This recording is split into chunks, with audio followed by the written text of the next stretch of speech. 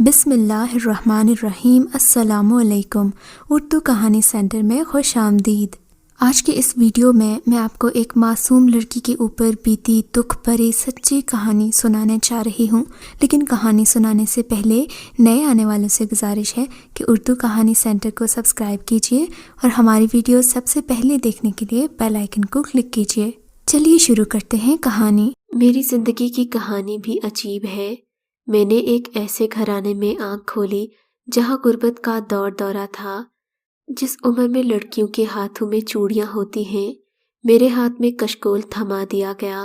ہم گلی گلی بھیک مانگنے پر مجبور تھے۔ کچھ لوگ ہمیں دھتکارتے، کچھ ترس کھا کر چند روپے دے دیتے۔ انہی روپوں پر ہماری صبح سے شام تک کی روزی روٹی ہوتی تھی۔ جبکہ اب میں بڑی ہو رہی تھی، مجھے لوگوں کی کاٹتار نظریں بھی دیکھنے کو ملتی۔ لوگ بھیک سے زیادہ مجھے گندی نظروں سے نوازتے تھے، جس کا مجھے ادراک تو تھا، مگر میں اس بارے میں بہت بے بس تھی۔ میں چاہ کر بھی کچھ نہیں کر سکتی تھی۔ بھلا اپنا نصیب بدلنا بھی کیا کسی کے اختیار میں ہوتا ہے؟ اس وقت میری عمر بمشکل 13 سال ہوگی۔ ہم 3 بہن بھائی تھے۔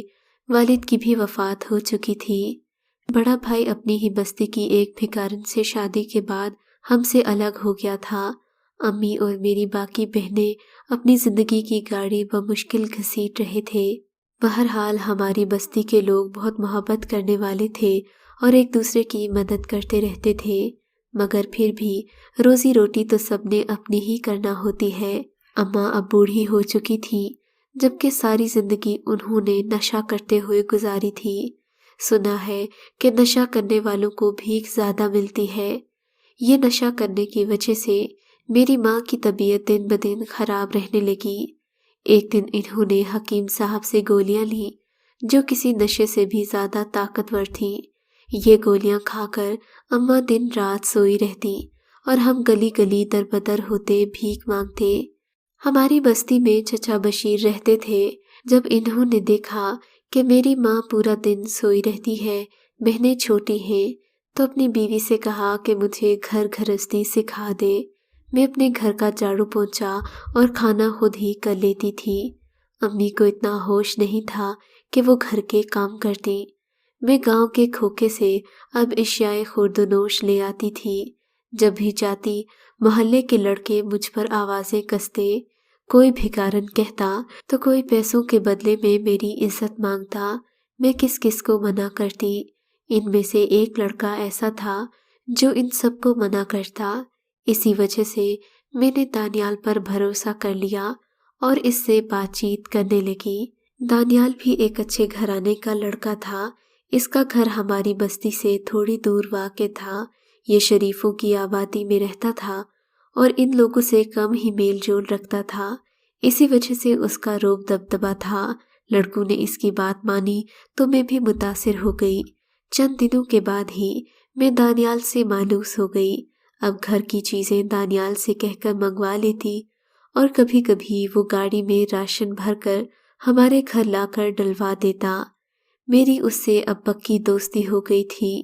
اس وقت میری عمر کوئی 12-13 سال تھی، جب وہ 20-22 سال کا اچھا خاصا کڑیل نوجوان تھا۔ اب اس کا آنا جانا ہمارے گھر میں ڈھکا چھپا نہیں رہ سکا۔ محلے داروں نے طرح طرح کی باتیں بنانا شروع کر دی۔ کچھ لوگ جو ہمارے خیر خواہ نہیں تھے، ایسی باتیں کرنے لگے کہ یہ لڑکا ہمارے گھر میں کسی اور غرض سے آتا ہے۔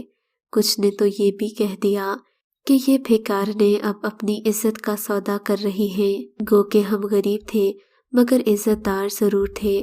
جب یہ بات میرے بھائی کو پتہ چلی تو وہ غصہ ہو گیا اور سیدھا ہمارے گھر آ گیا۔ میری قسمت یہ کہ اس وقت میں دروازے پر کھڑی دانیال سے باتیں کر رہی تھی۔ وہ نہ جانے مجھے کیا دینے آیا تھا۔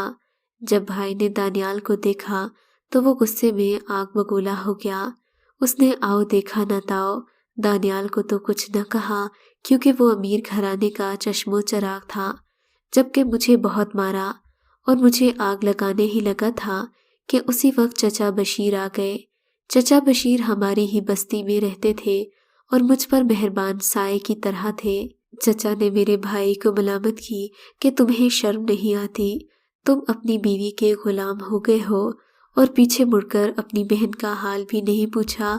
तुम्हारी बहन को बाजार में लड़के छेड़ते हैं, उन्हीं से बचकर इसने दानियाल का सहारा लिया है, उससे सौदा सल्फ मंगवाती है। अगर तुम इसकी शादी कर दो तो ये कम से कम अपने घर की होकर रहेगी और इस तरह रोज इसके बारे में मोहल्ले वाले बातें भी नहीं करेंगे। चचा के कहने पर मेरे भाई ने मेरी शादी की तैयारियां शुरू कर दी, मगर अब ढंग का रिश्ता कहाँ से मिलता। एक तो कम उम्र थी और फिर दूसरे मुझे भीख मांगना भी अच्छा नहीं लगता था। हमारे यहाँ जो औरत इस पेशे से इनकार कर दे उससे शादी तो दूर की बात, कोई बात करना भी पसंद नहीं करता। इन्हीं दिनों हमारे घर में एक हकीम साहब का आना जाना था। ये हकीम साहब अम्मा का इलाज किया करते थे, अक्सर दवाएं मुफ्त ही दे दिया करते थे। खैर उनकी करामात का ढोंग भी उस वक्त खुल गया था जब इन्होंने मेरे भाई से मेरा रिश्ता तलब किया। ये शादी करने पर भाई राजी न होता, मगर शायद हकीम साहब ने उसे तगड़ी रकम थमा दी थी। जब भी भाई ने अपने होंठ सी लिए और मेरी शादी उम्र रसीदा हकीम साहब से करने पर तैयार हो गए। ये बात हमारी बस्ती में आम थी। अक्सर लड़कियों को बूढ़ों से ब्याह दिया जाता था अगर दौलत का ज़्यादा लालच होता। जब मुझे ये पता चला कि मेरी शादी हकीम साहब से की जा रही है तो मैंने बहुत वावेला मचाया। भाभी ने समझाया कि तुम्हें नए कपड़े और जूते मिलेंगे, शादी होगी तो ऐश में रहोगी, मगर ये सब मुझे अच्छा नहीं लग रहा था। मैं ज़ोर ज़ोर से चीखने चिल्लाने लगी कि मर जाऊंगी मगर ये शादी नहीं करूंगी। जब किसी ने मेरी न सुनी तो मैं मारे डर के छत पर चढ़ गई और चचा बशीर के घर छलांग लगा दी। छलांग लगाई तो शुक्र था कि चारपाई पर गिरी, चोट ज़्यादा नहीं आई थी।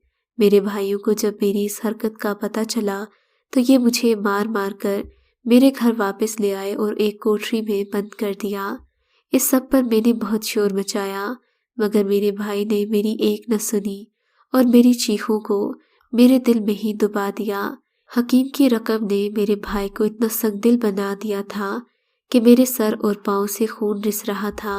माँ ये हालत देखकर परेशान हो गई। पड़ोसी भी फिक्रमंद थे, मगर मेरे भाई को मुझ पर रहम नहीं आया। अगले दिन मेरी शादी ज़बरदस्ती उस बुढ़े से कर दी गई। मेरी माँ कमज़ोर आवाज़ में मेरी शादी करने पर मेरे भाई को कोसती रही, मगर किसी ने भाई की आवाज़ नहीं सुनी। मेरे साथ जो कुछ हुआ था उसका दर्द अल्फाज में बयान नहीं कर सकती। मेरी ज़िंदगी कागज़ के औराक पर किसी और के नाम मुंतकिल कर दी गई। मैं उस बुढ़े को देखकर लाल पीली हो रही थी, जिसकी हवस परवा आंखें मुझे घूर रही थी। दिल के अरमान आंसुओं में बह गए थे। मेरी अम्मी मुझे बताती थी कि बेटी तुम्हें तो कोई शहजादा लेने आएगा, जो सफ़ेद घोड़ी पर सवार होगा वो तुम्हारा हम सफ़र होगा। ये मेरा क्या हम सफ़र हुआ जिसके बाल सफ़ेद थे। अपने पीले दांतों, लाल आँखों और ढोल जैसी पेट के साथ वो मुझे किसी देव से कम नहीं लग रहा था। मेरी खुशियों और मेरे हक पर डाका डाला जा रहा था। मेरी शादी ज़बरदस्ती उस बुढ़े से कर दी गई। जानवरों की तरह बांध कर गाड़ी में डाला गया। मेरी सांसें जैसे थम चुकी थी। मैं एक लाश की तरह उस 60 साल के बुढ़े के साथ आ गई, जिसे शर्म भी नहीं आई कि वो कितना बड़ा गुनाह कर रहा है। कहाँ एक 12 साल की बच्ची को दुल्हन बनाकर ले जा रहा है। मेरे भाई ने 3 बीघे ज़मीन के वास्ते मेरा सौदा कर दिया। हर रिश्ते ने मेरा तमाशा देखा, किसी ने मुँह से एक लफ्ज़ भी नहीं कहा। देहाती तो यही कहते हैं कि ऐसी बेहया लड़की को कत्ल कर देना चाहिए। मैंने इस शादी पर मुखालिफत की थी। मेरे लिए ये बात भी बड़ी थी कि ज़िंदगी की अमान मिल गई थी। शादी की रात हर लड़की के सपनों की रात होती है, मगर वो दिन मेरे लिए बहुत ही मायूस कुन था, क्योंकि मेरे अरमानों पर औस पड़ चुकी थी। बिलाखिर जब मुझे कमरे में छोड़कर सब लोग बाहर चले गए तो मैं उठकर वहाँ से बाहर निकल आई। एक बड़ी बूढ़ी अभी कमरे के पास ही खड़ी थी, शायद किसी को कुछ समझा रही थी। मैं उनके पाँव में पड़ गई और बोली, खुदा के लिए मुझे इस शख्स से बचा ले, मैं यहाँ नहीं रहना चाहती। उस औरत ने मेरी तरफ कड़ी निगाहों से देखा और फिर मुझे अपने पीछे आने का इशारा किया। ये मेरी होने वाली सास थी, शायद मेरी कैफियत को समझ गई थी। इन्होंने मुझे अपने कमरे में बुलाकर प्यार किया और बोली, बेटी परेशानी की कोई बात नहीं, तुम यहाँ मेरे पास सो जाओ। जब तुम इस घर से मानूस हो जाओगी तो जिंदगी के बाकी मामलात भी देख लेना। ये दिन तो खैरियत से गुजर गया, मगर जब अगली रात आई तो मेरा दियो नुमा शौहर मुझे लेने आ गया। उसकी माँ ने भी मुझे समझाया कि बेटी तुम कब तक मेरे पास रहोगी, आखिर तुम्हें अपने शौहर को कबूल करना पड़ेगा। ये सब तो मैं मर कर भी नहीं सोच सकती थी। बिलाखिर मौका पाकर मैं उस जहन्नुम से निकल आई। अब घर से निकली थी तो मैं यूं भाग रही थी जैसे मेरे पीछे खूंखार शिकारी लगे हों। सच कहूँ तो मेरा शौहर किसी शिकारी से कम नहीं था। उसकी आंखें शिकारियों वाली थी, मुझे उससे खौफ आता था। अब घर से निकली तो थी, मगर ये रात का वक्त था, मैं कहाँ जाती। सरपट भागते हुए जब मंजिल का कोई निशान नहीं मिला तो एक जगह रुक गई। अभी मैंने अपना सांस भी बहाल नहीं किया था कि दूर से किसी गड़गड़ाहट की आवाज आई। ऐसा लगता था जैसे कोई बहुत बड़ा पत्थर जमीन पर सिरक रहा है। शायद ये सब घबराहट की वजह से हो रहा था। ये आवाज सुनते ही मैंने दोबारा भागना शुरू कर दिया। भागते भागते मैं उस वक्त रुकी जब मुझे एक गाड़ी की टक्कर लगी। उसके बाद कुछ होश नहीं रहा कि मैं कहाँ चली गई। जब मुझे होश आया तो मैं एक बड़े से जहाजी साइज के बेड पर लेटी हुई थी। नर्म रेशमी बिस्तर बिछे थे, जबकि मेरे कपड़े भी तब्दील हो चुके थे।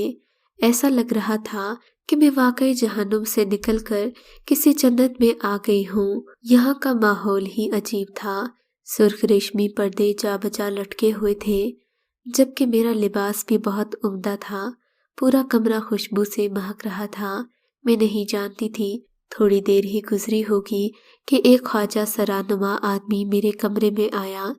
ताली बजाकर मुझे बाहर आने का इशारा किया। मैं किसी रोबोट की तरह चलती हुई उसके पीछे पीछे आ गई। वो एक कमरे में दाखिल हुआ। इस कमरे में एक बड़ा सा टीवी लगा हुआ था, जबकि बाकी सोफे और बेड वगैरह तरतीब से बिछाए गए थे। औरत ने मुझे अपने पास बुलाया और बोली, बेटा तुम कहाँ से आ रही थी? तुम्हें यहाँ डरने की ज़रूरत नहीं है, तुम हमारे हाथों में महफूज हो, जहाँ कहोगी पहुँचा देंगे। बड़ी बी की बात पर मैंने रोना शुरू कर दिया। उन्हें अपनी सारी कहानी सुना दी और बोली कि मुझे यहाँ से नहीं जाना, आप मुझसे जो चाहे काम करवा लें, मगर मैं अपने घर जाने से बहुत डरती हूँ। इन्होंने मेरी बात को समझ लिया। मैं बड़ी बी के घर रहने लगी और यहाँ आकर मुझे सुकून मिला था। बड़ी बी ने मुझे अपने घर के कामों के लिए रख लिया। बड़ी बी के अलावा घर में एक औरत और एक मर्द रहते थे। शायद ये इनकी बहू और बेटा थे। मुझे इन लोगों से मिलकर जिंदगी अच्छी लगने लगी थी। मुझे बड़ी बी की उतरन भी पहनने को मिल जाती। अलबत्ता छोटी बेगम साहिबा के मलबूसात ऐसे होते थे जिन्हें पहनते हुए मुझे शर्म आती थी। फिर कुछ दिन गुजरे कि मैं इस घर के फर्द की हैसियत इख्तियार कर गई। मैं अच्छे अच्छे खाने बनाती। रहने के लिए मुझे सर्वेंट क्वार्टर भी मिल चुका था। एक दिन मैं अपने क्वार्टर में सफाई के बाद अपना दुपट्टा सर से बांधे बैठी थी कि उसी वक्त किसी की आहट का एहसास हुआ। मैंने जो देखा तो साहब मेरे कमरे के दरवाजे पर खड़े थे। मुझे उनका यहाँ आना अजीब लगा। मैं एकदम उठकर खड़ी हो गई, अपना दुपट्टा दुरुस्त किया और हिचकिचाते हुए पूछा, साहब जी आप, कोई काम था तो मुझे कह दिया होता, आपने यहाँ आने का तकल्लुफ़ क्यों किया? मेरी बात पर उन्होंने मुझे मुस्कुराते हुए देखा और बोले, मुझे साहब जी मत कहो, मैं तुमसे एक ख़ास बात करने आया हूँ। मुझे उनका अंदाज़ कुछ अजीब सा लगा। बहरहाल मैं फर्श पर बैठ गई। वो सामने मौजूद पीढ़ी पर बैठ गए। उनकी नज़रें झुकी हुई थीं। फिर उन्होंने जो कुछ कहा वो मेरे दिल का चैन और करार छीन गया। तुम मेरी बात सुनोगी तो फिर तुम्हें मेरे मुतालबे पर कोई एतराज़ नहीं होगा। बड़े साहब ने अपनी तमहीद शुरू की। जानती हो, मैं भी कभी तुम्हारे जैसा था। उस वक्त मेरी उम्र कोई 12 साल होगी जब अब्बा हमें इस दुनिया में तन्हा छोड़कर दूसरे जहां चले गए थे। ये औरत जिसे तुम देख रही हो, یہ میری سگی ماں نہیں ہے بلکہ میری پھپھی ہے، مگر انہوں نے مجھے ایک ماں کی طرح پالا تھا۔ انہوں نے مجھے زندگی کی ہر آسائش دی، مجھے پڑھایا لکھایا، میری اعلیٰ تربیت کی، یہاں تک کہ میں نے پھپھو کے کیے گئے تمام احسانات کا بدلہ چکا دیا۔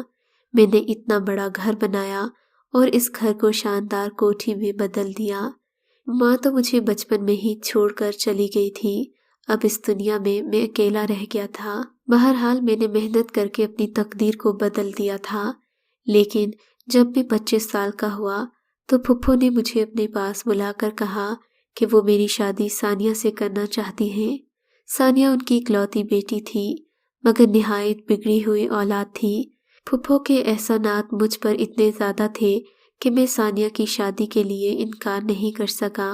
یوں میری ثانیہ سے شادی ہو گئی۔